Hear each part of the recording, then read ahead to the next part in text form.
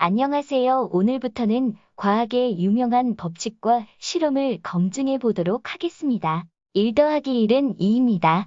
수학적으로는 2가 정답이지만 현실에서도 2가 정답일까요? 만약 플랫걸이 배고파서 사과를 먹는다면 1이 되겠지요.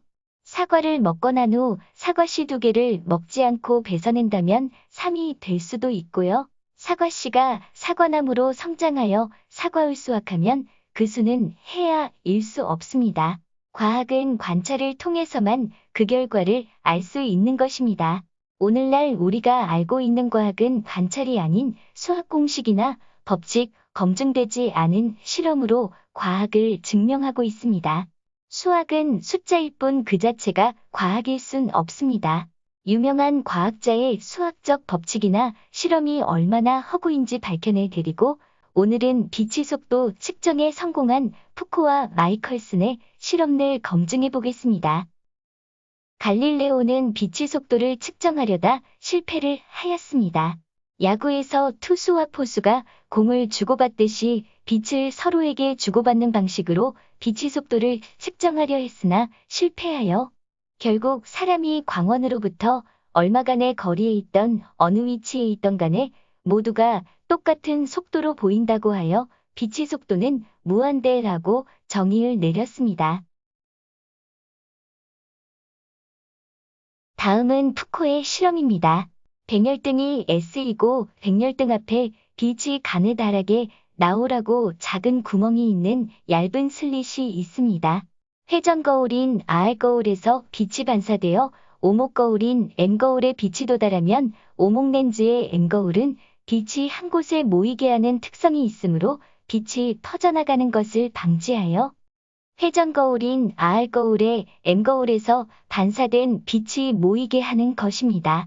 이때 회전거울과 오목거울 사이로 빛이 왕복하는 순간 회전거울은 회전하고 있고 회전한 각도를 회전각도라 합니다. 이렇게 회전거울에서 모인 빛은 반사되어 비탐지기로 들어가 탐지기는 빛을 감지합니다. 이렇게 함으로써 빛의 속도를 구하는데 필요한 요건인 회전거울 각도와 각속도를 구할 수 있으므로 실험은 끝이 나게 되는 것입니다. 그러나 문제는 이 실험이 실제로 이뤄진 실험이 아니고 상상으로만 이뤄진 실험이라는 점입니다. 이 실험을 실제로 할 수 없는 이유가 있는데요. 여러 가지 오류가 있기 때문입니다. 빛이 1초에 30만 킬로로 이동한다고 증명한 이 실험에 대한 오류를 찾아내어서 빛의 속도는 증명되지 않았음을 밝혀내겠습니다.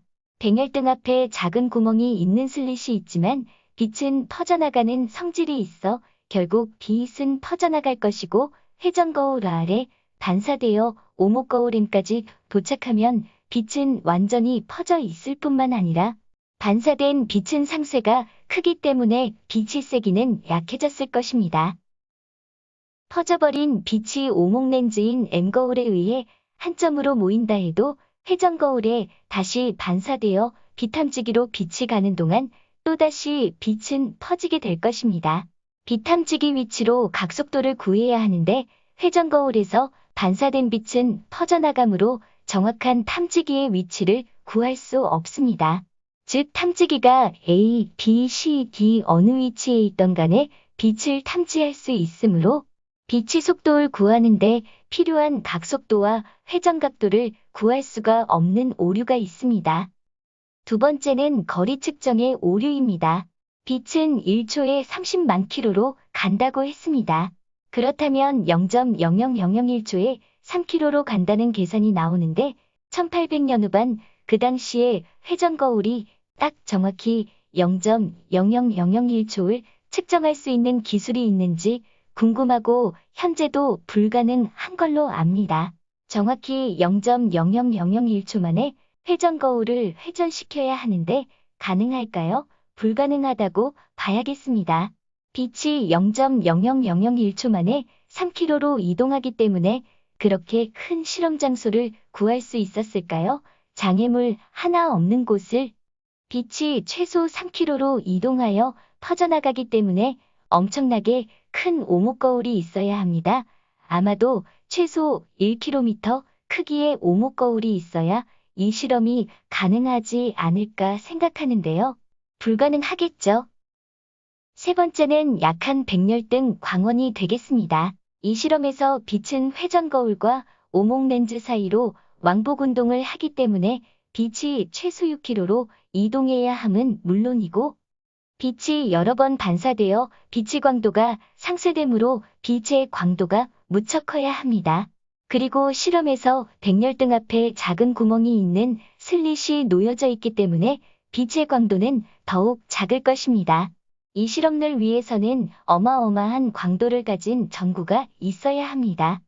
당연히 1809반에는 그렇게 광도가 센 전구를 만들 수가 없으니 실험이 불가능하다고 할 수 있습니다.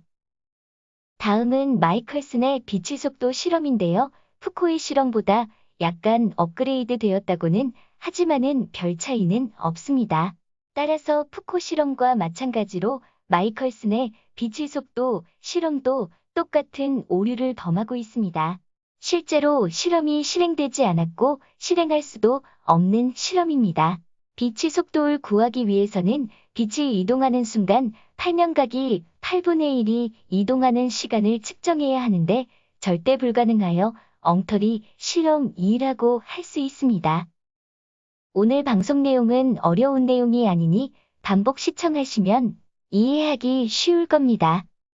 아인슈타인의 상대성 이론의 중요한 이론적 토대가 되는 푸코와 마이컬슨의 실험이 얼마나 엉터리인지 모두 이해하셨을 것이라 생각합니다. 실제 실행할 수도 없는 그저 상상 속으로만 빛이 1초에 30만 킬로 간다는 이 말도 안 되는 실험을 우리 학생들이 배우고 있다는 현실이 매우 안타깝습니다. 부모님 뼈 빠지도록 힘들게 키워 좋은 대학 보내놨더니 고작 배우는 게 이러한 엉터리 이론입니다. 여러분이 둥근 지구 문제를 외면할수록 학생들의 자괴감은 커져갑니다. 감사합니다.